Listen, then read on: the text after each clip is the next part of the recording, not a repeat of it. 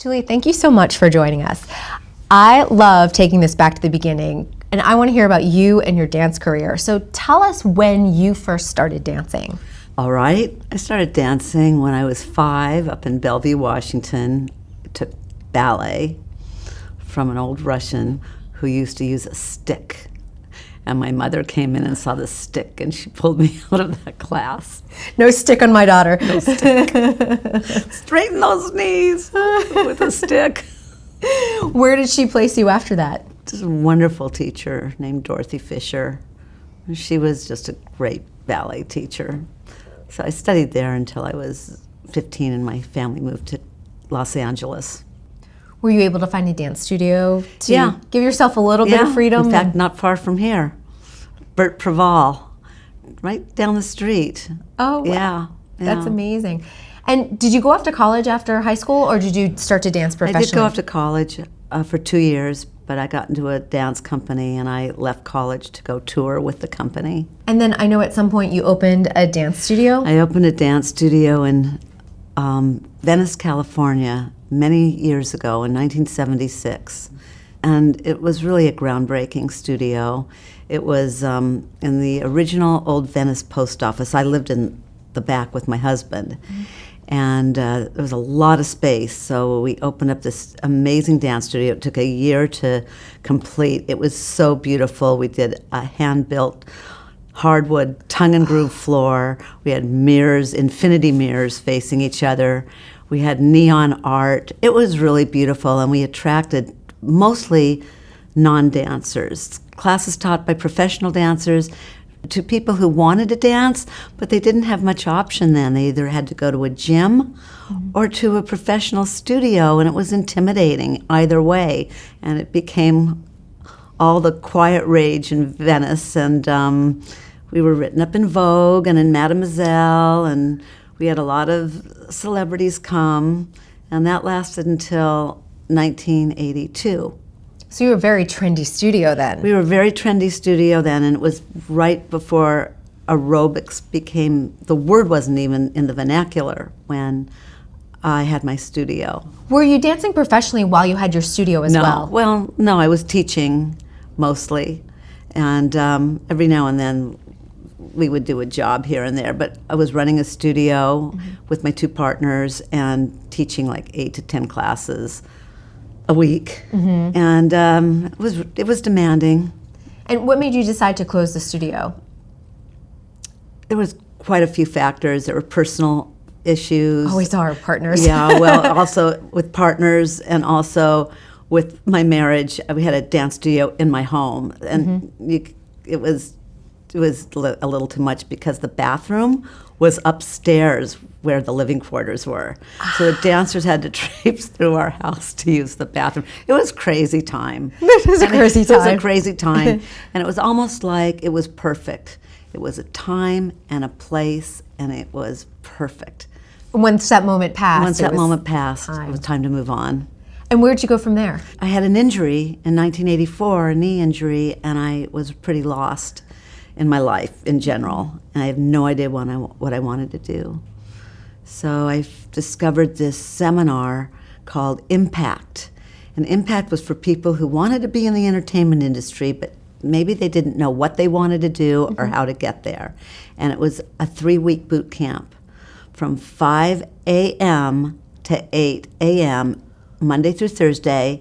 If you were a minute late, the doors were closed, and you spent 3 hours from 5 to 8 figuring out what you wanted to do for the first week, and the second 2 weeks were going after your goal. It was unbelievable, but that is how I ended up being an agent. Get out. I would never have done that on my own without someone over me, forcing me to really figure it out. So talk about what led you to decide to create your own agency. Well, I started at JHR, which became KSA, and I stayed there for 15 years. And my assistant who came in to assist me was Tony Selznick. And I know Tony since Room to Move.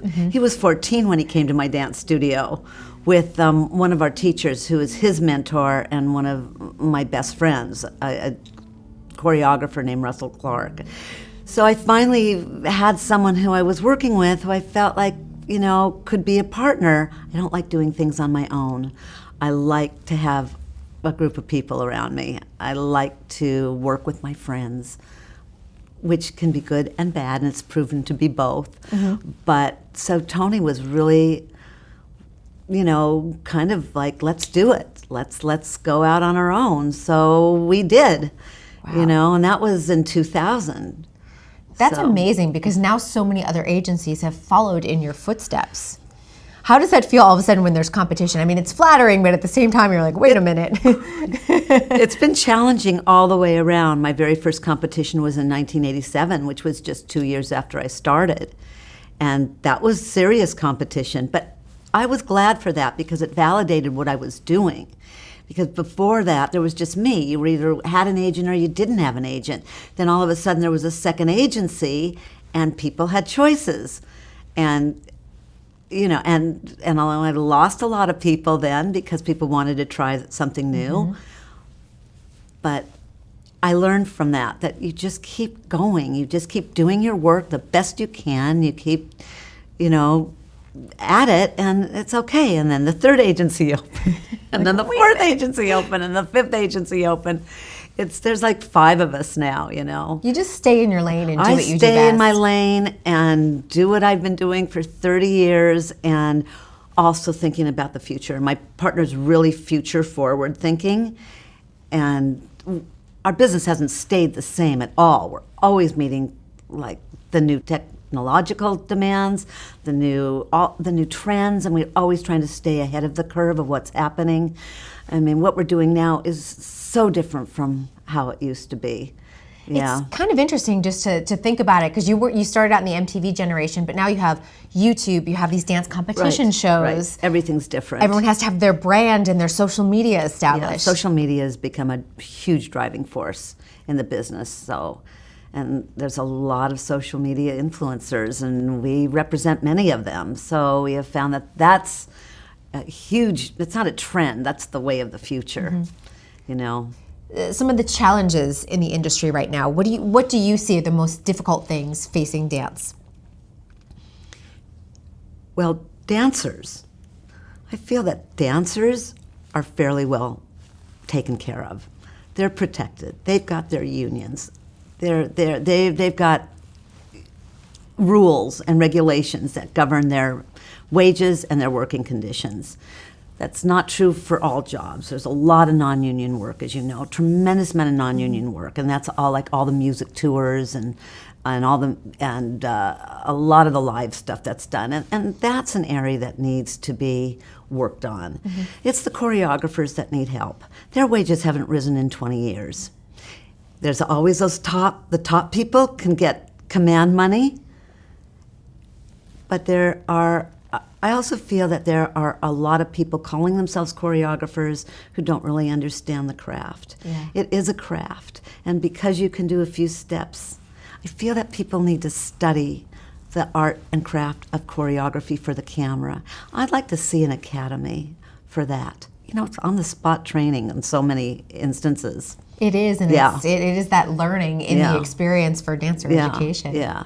Well, Julie, thank you so much for talking with us today. Oh, you're so welcome. You have some great ideas, so I hope people pay attention. Well, I think they're going to happen. I do. I feel very positive about the future of dance. Good. I'm glad to hear it. And thank you for being such a pioneer in this dance industry. Oh, gosh. It's been my privilege and my honor and my joy.